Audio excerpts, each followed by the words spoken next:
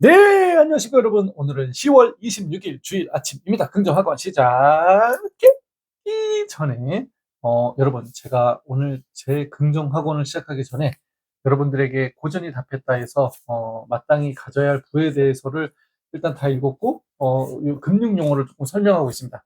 오늘은 명목 금리와 실질 금리. 여러분, 바코드는 여기를 찍으시면 됩니다. 명목 금리와 실질 금리. 명목금리. 명목금리는 은행에 가면 이자를 얼마 줄게요라고 써붙여 놓은 그 금리를 말한다. 여러분, 은행에 가면 3.5% 굉장히 높은 금액인데 그렇게 써 있습니다. 뭐 1년 저축하면 이렇게 3.5%를 줍니다. 이렇게 우리가 명목금리를 공부하는 이유는 이렇게 실질 금리를 알기 위해서다. 실제 내 통장에 들어오는 돈을 알아야 할 것이 아닌가.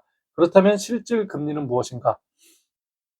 명목 금리 빼기 물가 상승률은 실제 금리입니다.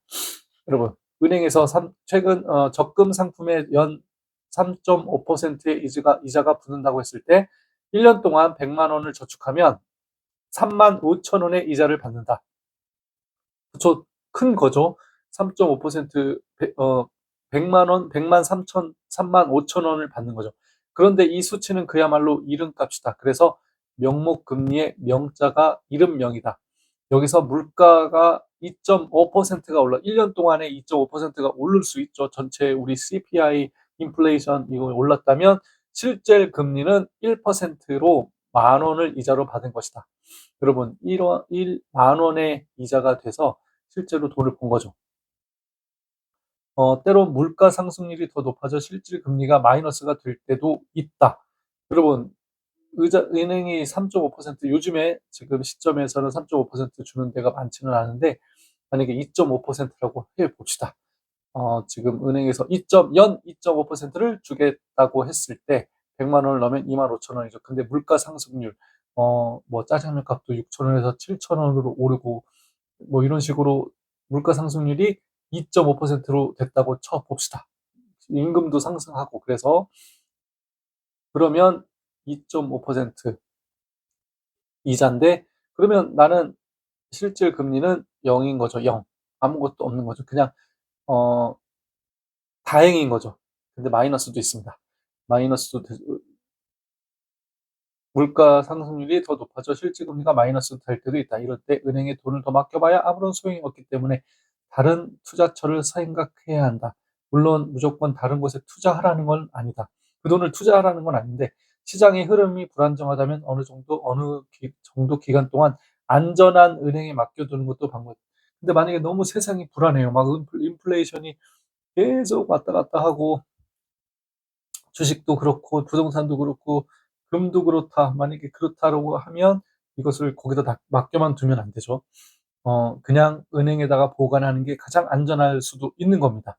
어, 어느 정도 기간 동안은 안전한 은행에 맡겨두는 것도 방법이다. 대신 이 개념은 반드시 알고 있어야 한다. 공부를 통해 확실히 투자할 곳이 생기면 그때는 은행에서 돈을 두지 말고 투자를 하는 것이 당연히 도움이 된다. 은행에 있는 내 돈의 가치가 어떻게 변하고 있는지 느낄 수 있고 상황에 따라 투자할 수 있는 감각을 키워야 한다. 물가 상승률이 계속 올라가면 은행에 있는 내 화폐의 가치는 계속 떨어지는 것이다. 그래서 지금 금리가 떨어지고 있고 물가 상승률이 계속 높아지고 있는 현재죠. 그래서 사람들이 이럴 때는 실물인 금에 투자한다. 화폐의 가치와 실물의 가치를 볼 수 있는 눈을 키우자. 누구나 다 할 수 있다. 겁먹지 마라. 지금처럼 영어부터 공부하고 이해하면 돈이 흘러가는 소리를 들을 수 있다. 여러분, 이런 식으로 공부를 해야 됩니다. 저도 실질 금리와 명목 금리의 용어에 대해서 알게 된 거죠. 오늘 이걸 통해서 여러분 하나씩 알아가면서 여러분들이 부자가 될 수 있는 길을 한번 어떤 길일지 한번 생각해보고 따라가면 좋겠습니다. 첫 번째, 나는 50억 자산가가 되었다. 두 번째, 나는 매월 1,500만 원 이사입금 되고 있다. 세 번째, 나는 매일 발급하기 54일 이상 했다. 네 번째, 나는 네버시 자격증, 웰 AP 자격증을 취득했고 내 주변에 있는 사람들의 물건들을 고쳐주고 수리해주었다.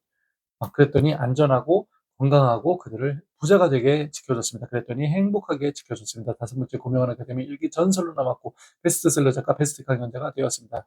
6번째, 따릉님 한무쌍 밥더비도 밥아저씨의 사장이 되어서 내 주변에 있는 사람들의 물건들을 고쳐주고 수리해줬더니 그들이 윤택한 삶을 살게 해줬고, 그들이 윤택한 삶을 사니까 나도 행복해졌습니다. 행복으로 끝나는 게 아니라 돈이 저절로 따라왔고, 돈의 또 절반은 독거노인과 노부부들, 그 다음에 고아원에 있는 시설들을 고쳐주는데 다시 사용했습니다. 그랬더니 그들이 더 행복했고 저도 더 행복해져서 온 나라가 행복한 세상이 되었습니다. 여러분, 이렇게 금융 지식을 바로 알아서 가만히 있지 말고 공부를 하면서 내가 어떻게 가야 될지, 지금 내가 저축하는 게 맞는지, 지금 이렇게 투자하는 게 맞는지 판단을 해서 실행에 옮기시는 여러분들이 되시기를 응원합니다. 그러면 안녕히 계세요.